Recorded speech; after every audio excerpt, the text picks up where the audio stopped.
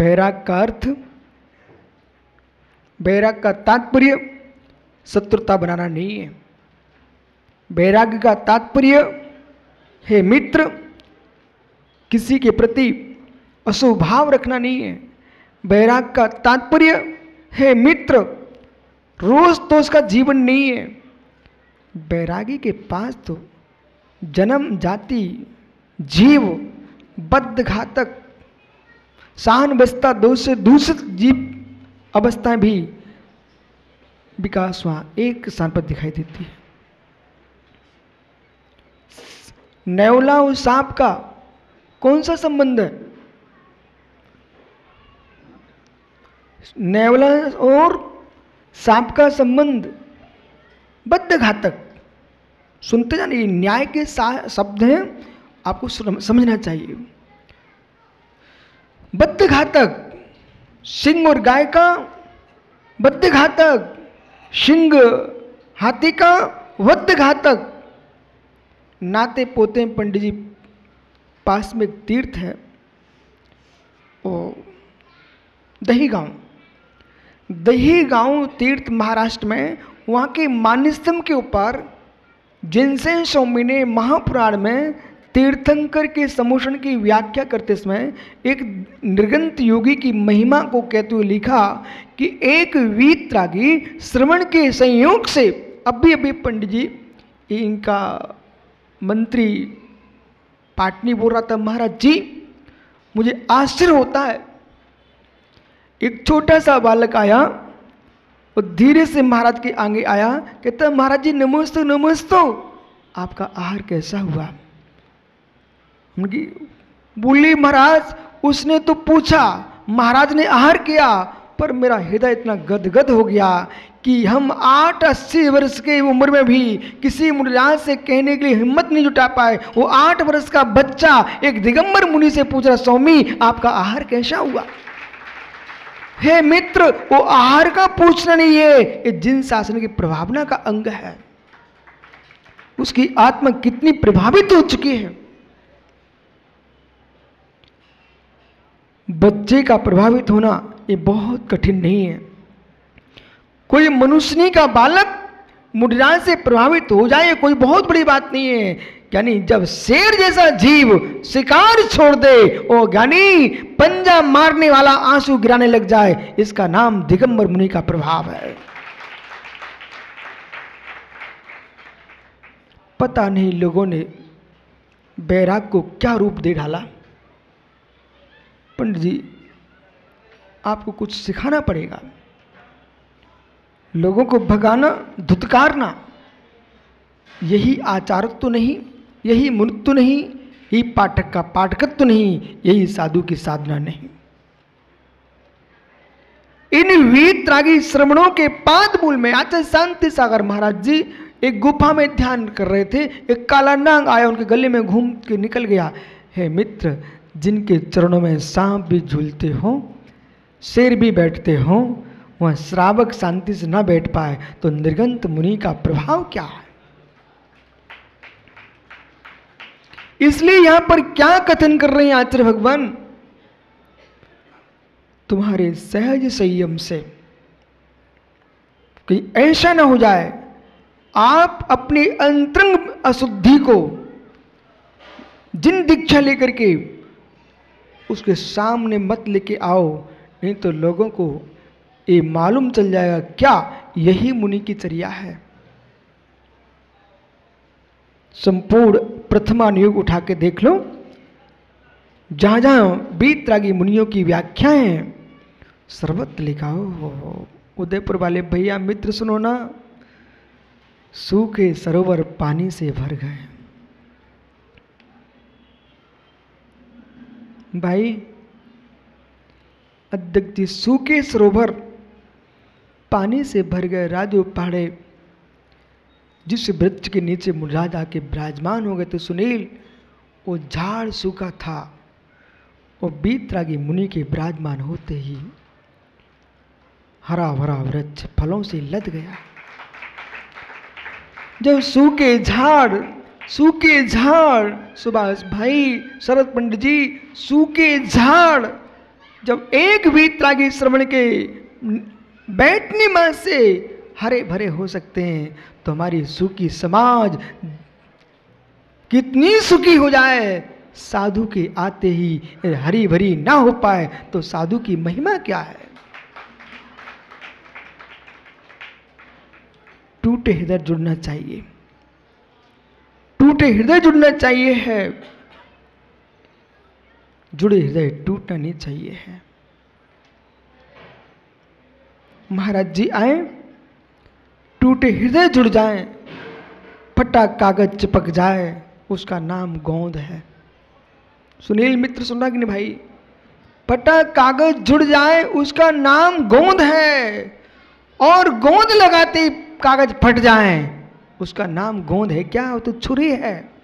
ऐसे साधु महात्मा के पधारने से हमारे समाज में एकत्व बढ़ जाए, ये साधु स्वभाव है। वो ज्ञानी जो मिल के रह रहे थे वे परिवार टूट टूट कर अलग भाग जाए, ये साधु का धर्म, ये छुरी का धर्म है। इसलिए मित्र, अध्यक्ष जी जय महाराज बनो ना, इतना ख्याल रखना कि 4-6 आदमी पकड़ के चातुर्मास मत करना, पूरी समाज को लेके चलना। जब भी महाराज बनो ना, नहीं तो आपने देख लिया, एक राजेश पाटनी हो गया, एक प्रवीण पत्रकार हो गया, सो मंत्री व्यवस्था बनाएगा, पत्रकार फोटो छापेगा, हमें दुनिया से कोई लेना देना नहीं है। एक बाई बुला ली, सुहार कराती रहेगी। ऐसे महाराज मत बनना भाई। और राजू पहाड़े आया, उसने कहा महाराज जी 1 किलोमीटर घर है, चौका लगा लूँ क्या? पागल है क्या? यहीं कर जो कुछ करना है। महाराज वो पागल हो ना हो, लेकिन आप जरूर पगला गए हो। यदि घर घर में चौके लगाती तो हमारी नई बहुएं मुनिराज को आहार देना सीख जाती।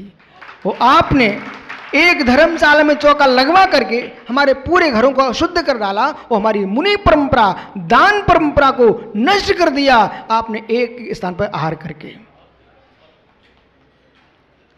इसलिए मित्र, अध्यक्ष जब भी साधु बनना, घर घर में आहार करने जाना। ये मार्ग कैसे खुलेगा? नहीं तो मार्ग बंद हो जाएगा। तीर्थंकर ऋषभदेव कहाँ अयोध्या, कहाँ हस्तिनापुर, कहाँ कहाँ उन्होंने आहारचर्या के लिए भ्रमण किया, नगर नगर में घूमे, तब हस्तिनापुर में आहार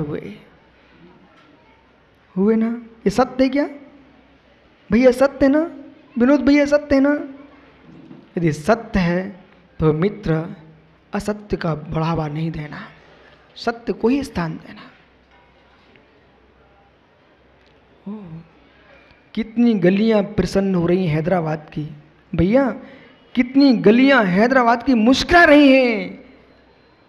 वे बरसों से रो रही थी, ये धरती के दिगंबर देवता कब हमारे चरणों से स्पर्शित करेंगे। रो रही थी, वे गलियां मुस्कुरा रही हैं। जिन गलियों में मुनि जा नहीं पाते थे, उन गलियों में यानी चर्या हो रही है।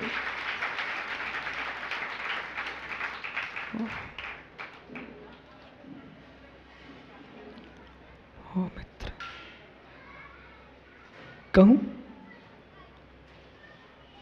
सुनील भैया, विनोद भैया से कह रहा हूं, कहीं मुनिराज बन गए तो मित्र ऐसे मुनिराज बनना कि जब आप पधारो तो लोग दीपावली मनाएं। पर ऐसे मुनिराज मत बन जाना कि जब आप जाओ तब लोग दीपावली मनाएं। समझ में आया कुछ? प्रकाश झांझरी से पूछ लो, बेचारा रो रहा है, बोले हमारा नाम ही नहीं ले रहे हैं। प्रकाश भैया, अध्यक्ष जी से मैं कह रहा हूं, ये जीव ऐसे मुनिराज बनना कि जब जब आप पधारो तो लोग दीपावली मनाएं, पर ऐसे मुनिराज मत बनना जब आप बिहार करो तो लोग दीपावली मनाएं। बोले भरे टरे बाबाजू, ऐसा मतलब समझना। कभी कभी लोगों को रोना पड़ जाता है, वो पाटनी कमरे में जाके रोता, फिर कहाँ श्री पर चढ़ा दिया भगवान, अब 4 महीना हमें झेलना पड़ेगा। ऐसा मत करना, ऐसा करना कि पूरी समाज मुस्कुराए, और भाग्य मेरा धन्य अन्मेष पाड़े। तुम ऐसे महात्माओं को लेके आए हो, पूरी समाज मुस्कुराए, ऐसे परिणाम होना चाहिए है। पंडित जी, अभी मूर्ति बनाने के भाव किया आपने मित्र, ऐसा चेहरा बनाना, ऐसा चेहरा बनाना, ऐसा चेहरा बनाना कि कामदेव यदि यहाँ होता उसका मन भी एक दिन खिन्न होता कि मैं भी इसके सामने फैल हूं। पर ऐसा चेहरा मत बनाने ना कि काली कलूटी भेड़ी, काली कलूटी भेड़ी आड़ी केड़ी माँ वो भी कहे कि मैं सुंदर हूं, ऐसा चेहरा मत बना देना। अरहंत की प्रतिमा के लिए इतना सौम्य होना चाहिए जैसा कुंद कुंद स्वामी ने प्रवचन सार्य में लिखा हुआ है, दिगंबर दीक्षार्थी का चेहरा सुमुहु। बाहुली गोमटी स्वामी का जो चेहरा बनाया है वो मित्र न वास्तु शास्त्र को देख के बनाया गया, न प्रतिष्ठा ग्रंथ को देख के बनाया गया।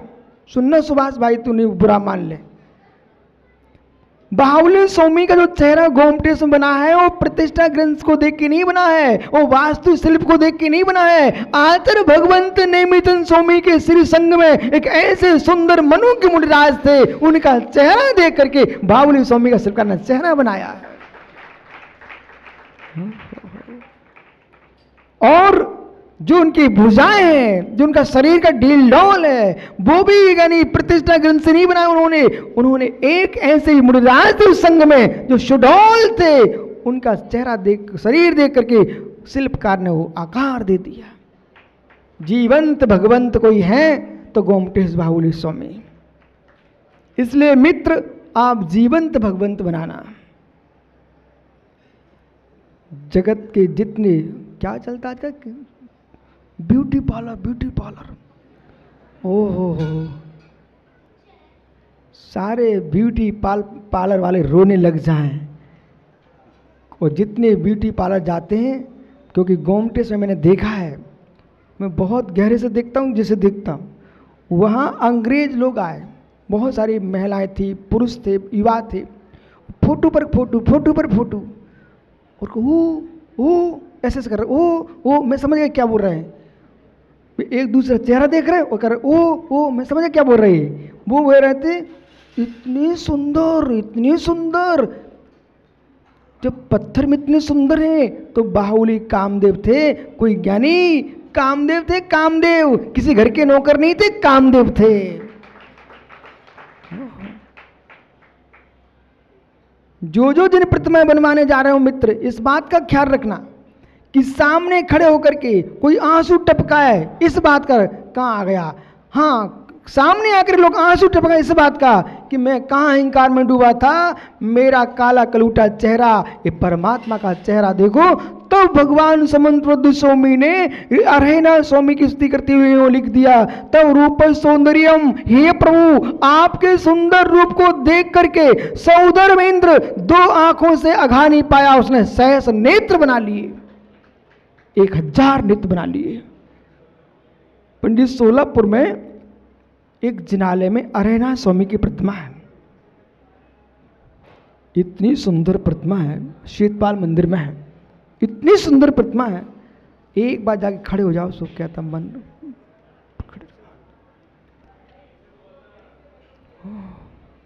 आहार जी के शांतिनाथ,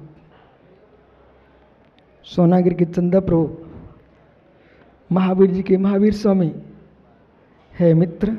कुछ ऐसी प्रतिमाएं हैं देश में, गोमटेश बाहुली स्वामी, कुंडलपुर के आदिनाथ स्वामी है मित्र। पपोरा जी में सो पहला मंदिर है, उन आदिनाथ स्वामी को देखो आप।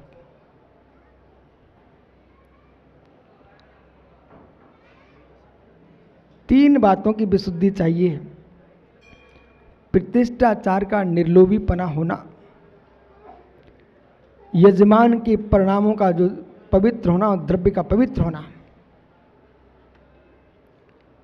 इन दो की विशुद्धि अत्यंत आवश्यक है। और तीसरे जो सूर्य मंत्र देने वाले आचार्य परमेष्ठी हैं, उनका चारित्र प्रशस्त होगा, फिर देखो चमत्कार होगा। ये तीन की विशुद्धि में एक की भी कमी हो गई तो मित्र इधर देखो, आप तो पढ़े लिखे हो, मैं तो ज़्यादा पढ़ा लिखा हूँ नहीं, परंतु विकास छाबड़ा मैंने एक बार एक अध्यापक जी समझा रहे थे, उन्होंने एक मोमबत्ती जला के रख दी प्रैक्टिकल में, और 3 गत्ते लिए और 3 गत्तों में बराबर छेद कर दिया। और जब बराबर छेद किया, अब ये बताइए कौन से गत्ते को इधर उधर करूं और प्रकाश दिखाई दे। यदि बीच का गत्ता हटाएंगे तो क्या मोमबत्ती का ज्योति दिखेगी? तो उसको ठीक कर लो। प्रारंभ का हटा, तिरछा कर दो, मोमबत्ती दिखेगी। तो दोनों बीच का प्रारंभ का दोनों बिल्कुल छेद एक साथ रखो, अंतिम जो छेद है ना उसको तिरछा कर दो, ज्योति दिखेगी। जब तीनों छेद बराबर ऊपर होंगे तब दूर रखी मोमबत्ती का प्रकाश दूर से दिखाई देगा। ऐसे ही मित्र, इसको 2 जगह आप ग्रहण करो। जिसको देव पर श्रद्धान है, वो शास्त्र गुरु पर नहीं है, उसको भी ज्योति दिखने वाली नहीं है। और जिसको देव पर श्रद्धान नहीं है, शास्त्र पर श्रद्धान है, उसको भी प्रकाश दिखने वाला नहीं है। जिसको देव और शास्त्र पर तो श्रद्धान है पर गुरु पर नहीं है, अंतिम भी है, तब भी प्रकाश नहीं दिखेगा। तीनों जब छेद एक सामने होंगे तब ज्योति दिखेगी। हे मित्र, ऐसे देव सा गुरु पर तीनों पर एक साथ श्रद्धान होगा तब तुम मोक्ष मार्गी होंगे। इसी प्रकार जब प्रभावी प्रतिमा अच्छे देखना चाहते हो तो यदि प्रतिष्ठाचार के प्रणाम विशुद्ध हैं और दाता क्लेश कर रहा है तब भी यानी विशुद्धि नहीं है। यदि आपका दाता श्रेष्ठ है, प्रतिष्ठाचार श्रेष्ठ है, सूर्य मंत्र दाता के अहंकार टपक रहा है तब भी काम बिगड़ेगा। तीनों बराबर होंगे तब मेरे मित्र वे बाहुली भगवान जैसे भगवान खड़े होंगे। इसलिए पंडित जी, एक सिक्का भी कोई देना, उसको भी उतनी श्रद्धा से स्वीकार करना जितना कोई 1 करोड़ देता है। सिक्का को मत देना, देखना श्रद्धा को देखना।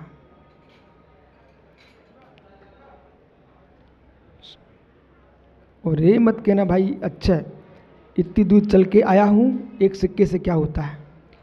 बेटा तुम चल के आए हो पर वो जीव निगोज से चल के आया है, उतनी श्रद्धा उसने एक सिक्का कमा के तुम्हें दिया है। देवपत खेवपत 2 बालकों के ज्वार के दाने मोती हो सकते हैं। इसलिए श्रद्धा से की गई भक्ति ही ज्ञानी पवित्र होगी। आओ मित्र,